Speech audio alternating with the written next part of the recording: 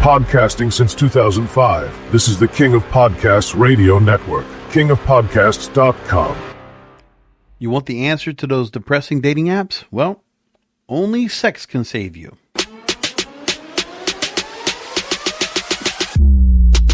We're all a little depraved and debaucherous. Here is the King of Podcasts.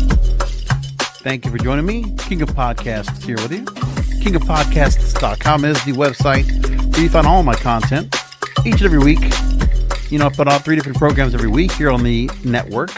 This is the first one of the week, Depraved and Debaucherous. And of course, Wrestling Is Real podcast comes out on Wednesdays. The Broadcasters podcast comes out on Thursdays. And every other Monday is Podcasters Row. Well, first and third Mondays of the month, unless there's more that comes up. But anyway, there's a lot of content I put out there on a regular basis, and I hope you enjoy it. I hope you appreciate it. And just so you know, I've done some changes to the website, and if you decide to go there, just know there's a couple of things I did add in there just to make things a little bit easier. Number one, I have added a tip jar. So if you enjoy the programming that I do each and every week, feel free to go ahead and hit one of those boxes, whether it's Cash App, Venmo, PayPal, or Buy Me a Coffee, and feel free to donate there. By the way, if you want to just know, the Cash App is at King of All Podcasts. The Venmo is at King of Podcasts. PayPal is at King of Podcasts. There you go. So if you consider to do any of that, and also Buy Me a Coffee is also at King of Podcasts. So just so you know, if you'd like to go and donate to the cause, I would really appreciate it. It will be wonderful of you to do that. It just helps out the program a whole lot. So if you enjoy the programming, I don't ask you to go ahead and get into some subscription, no super chat, something like that. Now, if you want to go ahead and make a donation and you would like to go ahead and make it so that there's a priority for me to mention something on the program, whether you want to plug something, you want to mention something that's a comment going back to something that I've talked about, feel free to go and reach out to me. And if you want to go and drop it in like a super chat like you would for YouTube, feel free to do that, and I will definitely read it on the next program. Happy to go and do that. If you consider to do that, if you'd like me to do that, just please let me know and I'll be happy to go ahead and make that so. So I've been kind of off of dating apps for a while now, more than a few years. Definitely got out of it before COVID. And I think a lot of people will really have had the struggle to get themselves back on there because when we had that major break, it really did break everything up. And people have not really circled back around to normal habits of social interaction since then. I think it's just changed. Again, look at what changed in the last 5 years when we got a lot of reasons for people not to go to the restaurants. Hey, just go ahead and order in. Just get DoorDash or Uber Eats and just get it delivered. That was the first part.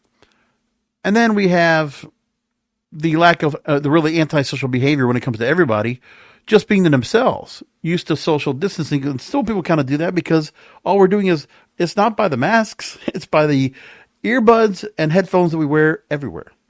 Everyone is in their own little pod, in their own mindset, and it's kind of hard to see where people really feel like they're going to be in that place and they feel comfortable in that route. So it's all those kind of things that are happening now more and more every day.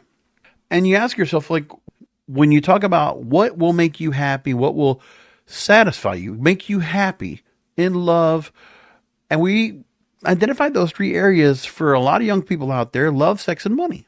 So I'm going to kind of still follow up on that subject from last week. If you didn't get a chance to listen to it, please go and find it. It's on the YouTube channel. It's on the website. And of course, you can find the show on Apple Podcasts, Spotify, YouTube Music, iHeartRadio, all the different platforms, right? So there's a couple of stories that come across when we are trying to get on dating apps and people feeling they want to go ahead and get themselves off of it because they feel depressed over it. There's a story in The Guardian that really was interesting. So there's a story that came in from a reader to The Guardian in the UK.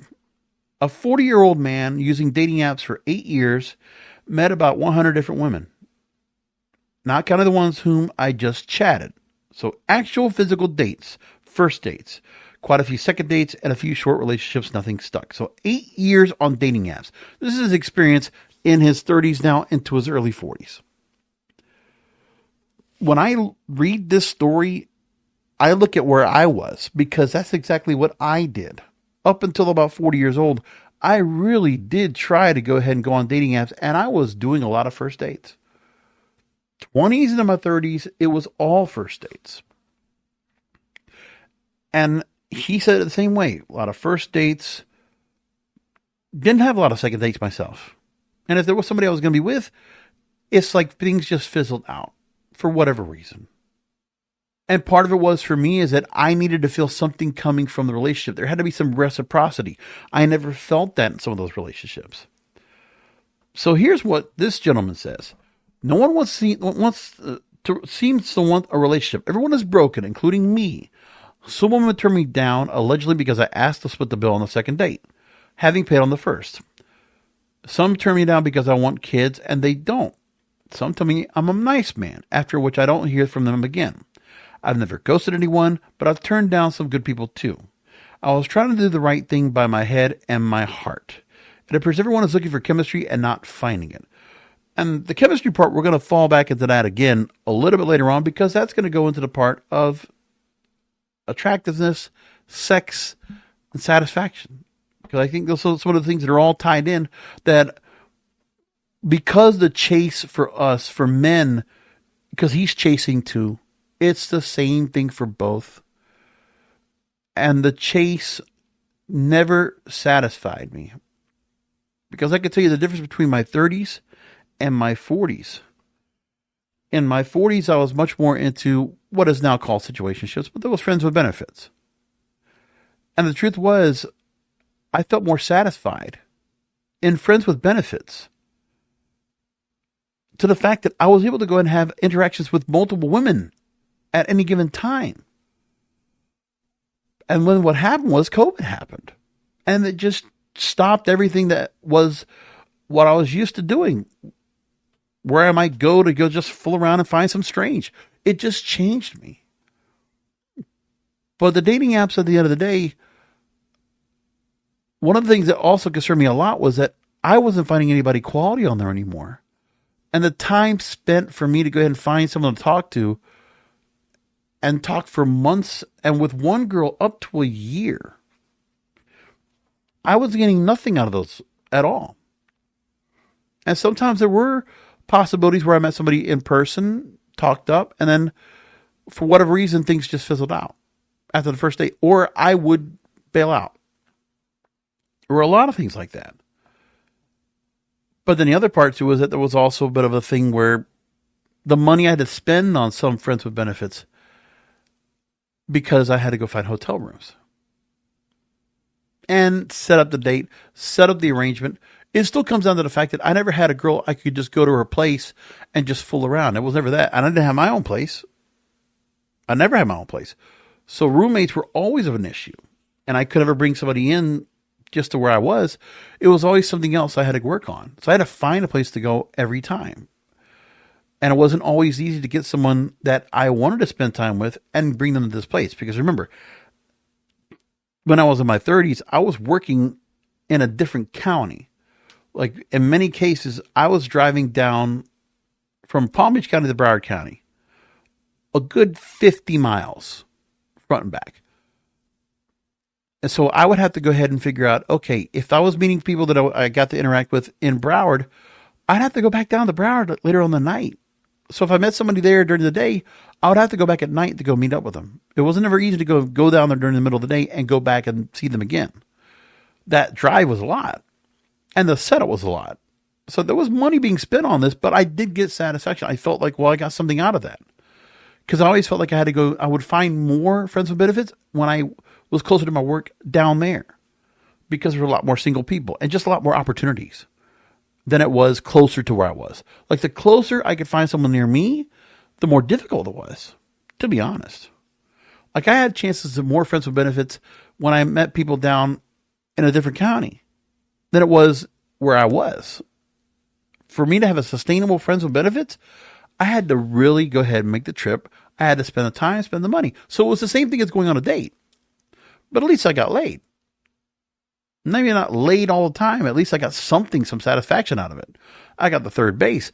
I got serviced. But other than that, that's all it was. Now, in this person's case, yeah, you're not going to get someone to split the bill on the second date. Trying to go ahead and try to justify and make some fairness out of this, that's not going to work. When you've already created precedent, like if you're going to try to go split, you might as well do it in the first date. and just say, this is the way it is. And just lay out the framework first. Because if you start changing things up and start giving less of yourself on the second, third date, no, that's not going to work. The fact that the conversation about children on a first or second date comes up, that's pretty quick. I wouldn't think about anything like that right away. But he's looking for a relationship. So it's one of those things where if you're going into a relationship, like how much of that do you want to give of yourself? Like there's girls when I talk to right now that talk about relationships with me, and they're just girls I met online. But when there are women that will go ahead and jump early into like what the future is, if we're going to be a couple, if we're going to get married, we're going to have children, the fantasy of that. You'd be surprised how many women overseas get that kind of idea right away. And when they do, it's like, well, I can share as much as I can about myself. And for me, I don't want to be the 20 questions guy when it comes to a girl anymore. I don't want to do the whole get to know you phase and going that kind of route. Favorite color, favorite food, favorite music. Some of that is like nice to know if we can kind of have that as a reason to come back to it and talk about it. But I don't want to go into that on a regular basis. I can't do it.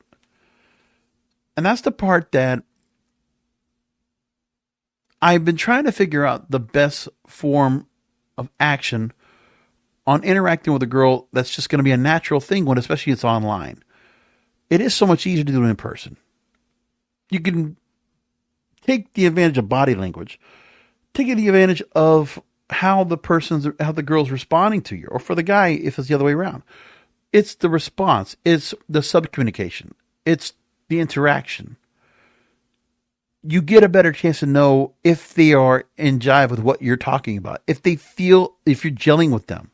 If there's a chemistry that's being built up. Because he said it right. You don't want to find chemistry. And the chemistry needs to build up more and more and more. But if somebody doesn't want to go ahead and get involved in building that chemistry, that's where I shut out. I shut down on a girl that doesn't give me that kind of chemistry, that doesn't want to go towards that kind of chemistry. Attraction to let's bond, let's get together, and let's do something. Let's have some fun. And then realize, well, it's more than just that. Now, he talks about how he tried to meet women without using apps. My friends are married or in long-term relationships, and unfortunately don't know anyone they could match me with. When I was younger, I worked in a big company. I went to house parties. Now I'm self-employed, and my friends throw baby showers. So I can't meet single women as much. Look, and that's the part where I don't rely on friends. We know that's like if you have friends and they can introduce you to people, that's one thing. But yeah, my point, him being at 40 years old, yeah, everybody he knows is married. Same thing for me. Like if I have any close friends of mine, yeah, they're all married with kids. And so I'm not worried about trying to interact with others or like tag along with other friends of mine that I know of just to see what happens. I just don't do it. Everybody's kind of off to their own device. So yeah, everyone's married. There's no one to go and attach to in that route. You just have to go ahead and go out and approach. You have to just go and make the first move and talk to a lot of girls that will reject you. Maybe he's not really much into that. He says he's gone to bars and courageously chatted to the women I fancied. Sometimes it actually works, but she may just like me professionally or as a friend and maybe in a relationship already, because that's the other part too. Some of the things you're going to get rejected for is the fact that somebody else will have somebody else. But now we know that doesn't happen as much. We know we have a lot more single people out there, but they're not looking for relationships. And part of it is that it's the investment.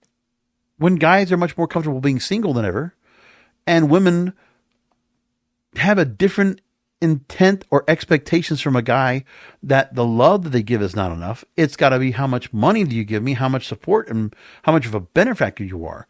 Being more of a benefactor than a lover is where a lot of younger women are falling into right now. So on the apps, all the women are single. A good start, he says. But then the corrosive activity of swiping, chatting, meeting, rejecting, or mostly being rejected became too much, and he considered suicide. He deleted the apps instead of himself. He says he wished he could afford counseling, but it's too expensive, and the National Health Service, in England, by the way, where he's at, talking therapies appear to be reserved for people who are struggling more than me, which is understandable. So yeah, he had a real issue about trying to figure out what to do with himself because the rejection was becoming too much for him. And the struggle, plus that feeling of like, well, I'm 40 years old. I'm at, the middle of my life and I have no one to celebrate my life with and celebrate love with. That loneliness for some people really hits hard. I know that feeling because one of the things I do for myself is that I keep myself real busy. So I have my full-time work, my part-time work, and I do the work right here on this podcast and the other podcasts that I do. So all that takes up a lot of my time, among other things that I have to do. But I can't just have a whole lot of empty time and just to do random recreational things. I can't just have leisure time. Because then I'm going to have time just to think about the fact that, well, I'm lonely, I don't have anybody to spend this with, and all those kind of things. Even the struggle of trying to go out and do vacations is very tough. So Annalisa Barbieri, in this Guardian article, she talks to the author of Tell Me the Truth About Love, Susanna Abs, a couple psychoanalytic psychotherapist. And in the UK, an estimated 8% of people now find their long-term partners on apps. And the older you are, the more likely this will be.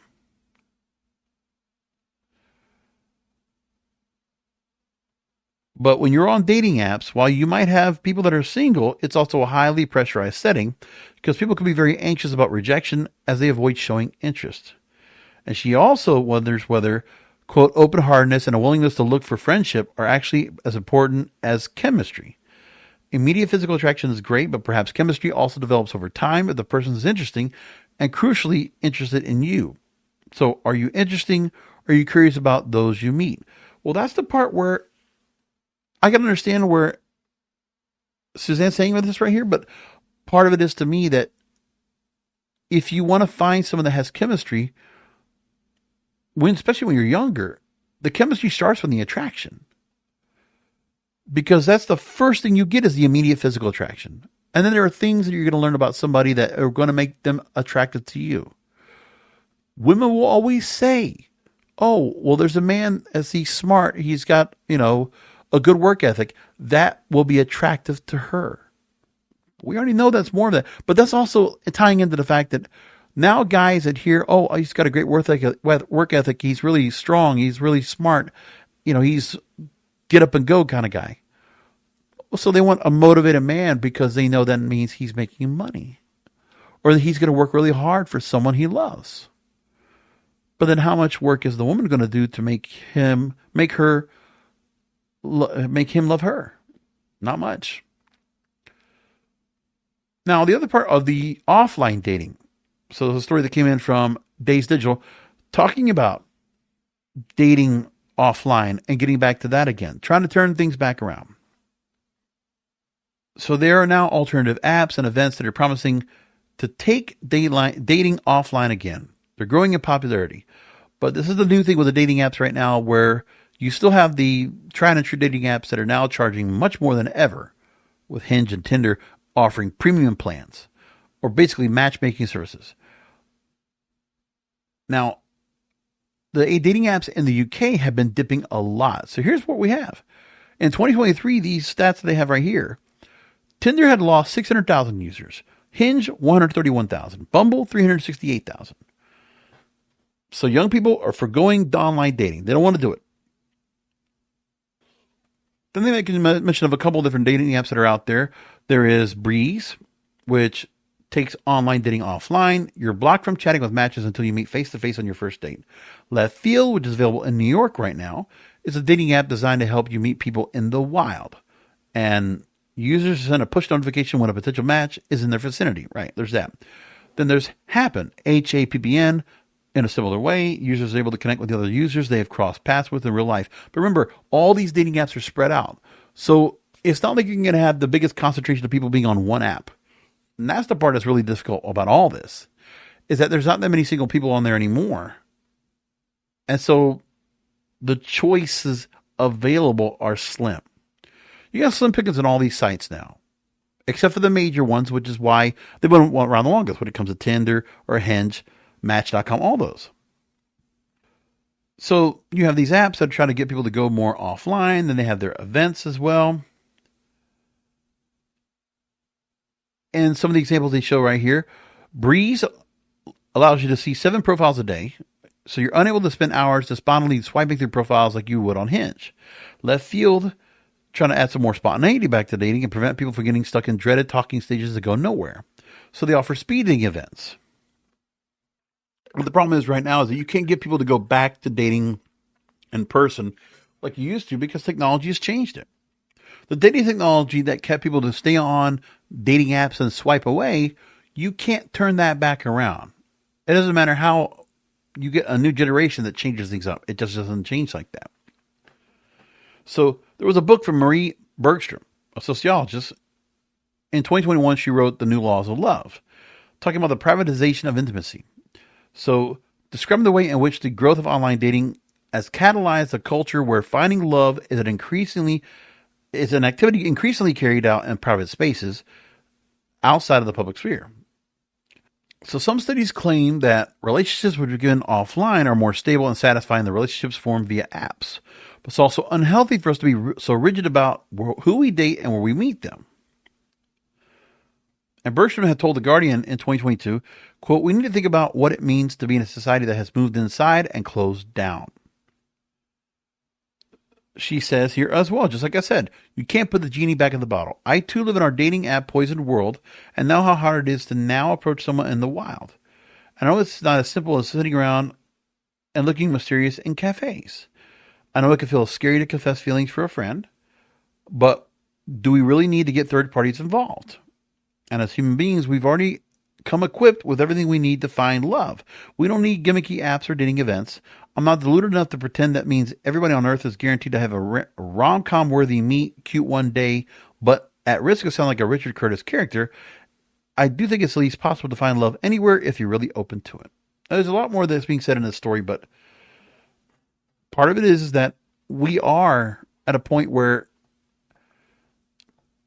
if you're struggling to go ahead and date in person or date online, it still comes down to one thing that is guaranteed that will always get things going, that you have a good chance of being able to go ahead and find someone.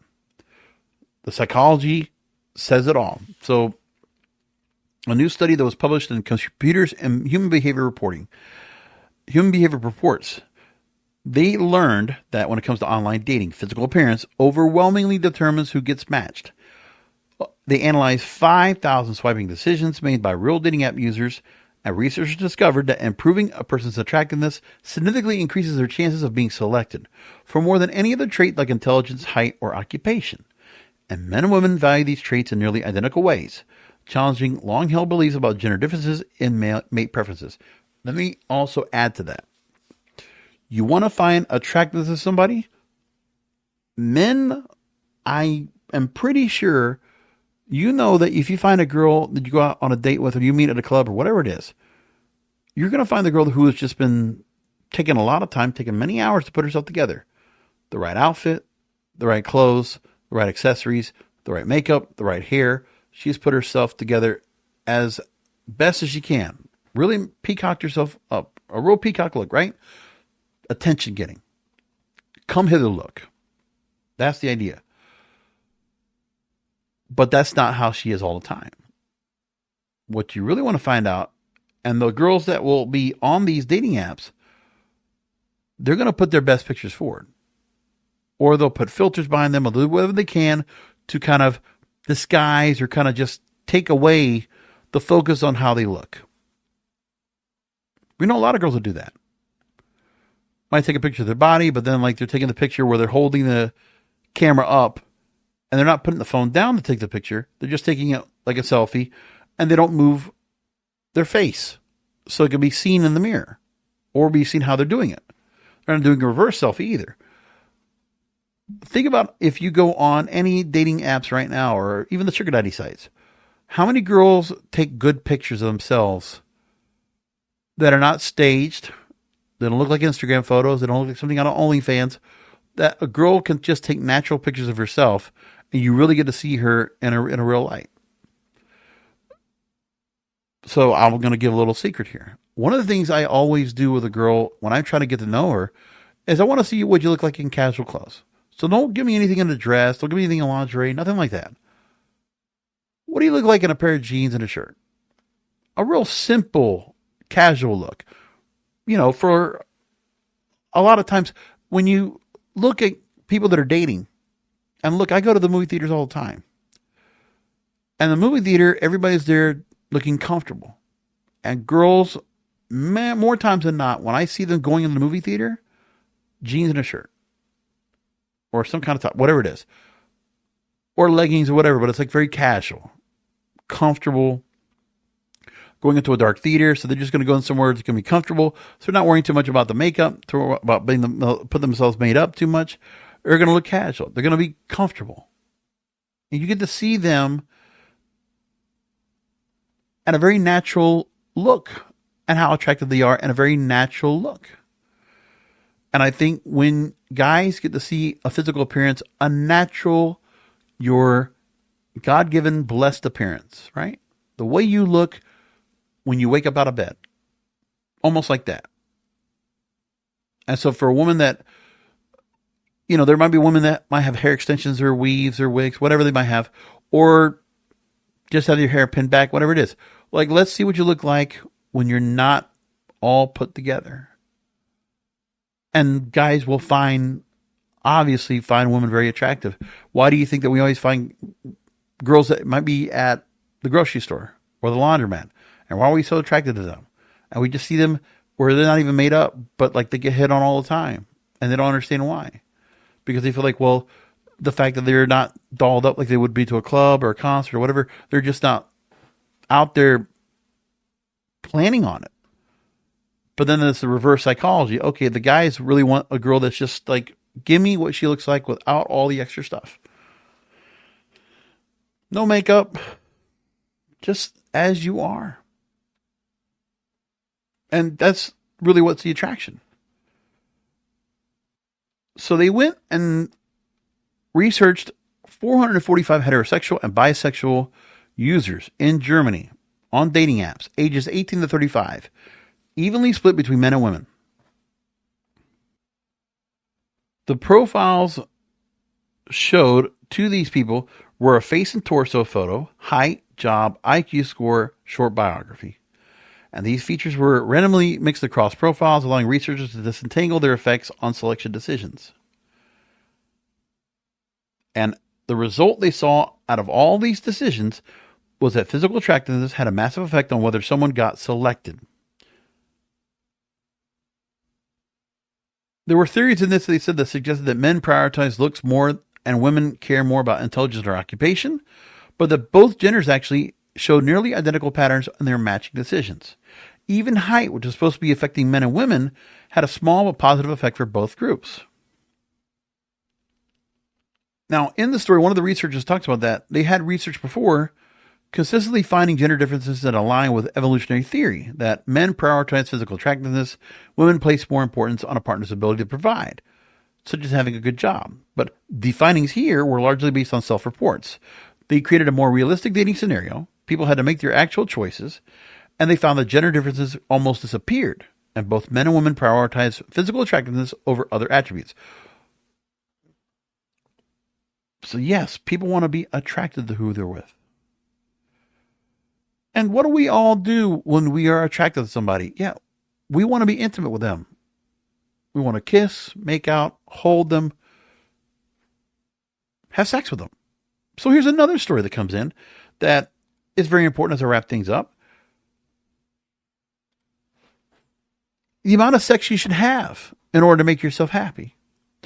Futurism puts out this report that they studied almost 15,000 Americans and found people who have sex 1 to 2 times or once or twice a week. Once or twice a week are 24% less likely to show signs of depression. Even semi-frequent activity, which means a few times a month, the risk of depression cuts by 23%. And the benefits were the same across race, age, and income. There were bigger boosts for younger and uninsured people.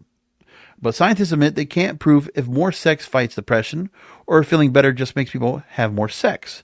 But the link is strong in either way. And people might have exaggerated a little bit on the surveys. But still, if you were successfully having 1 to 2 times of sexual acts a week, if you're getting it twice a week, you're not depressed.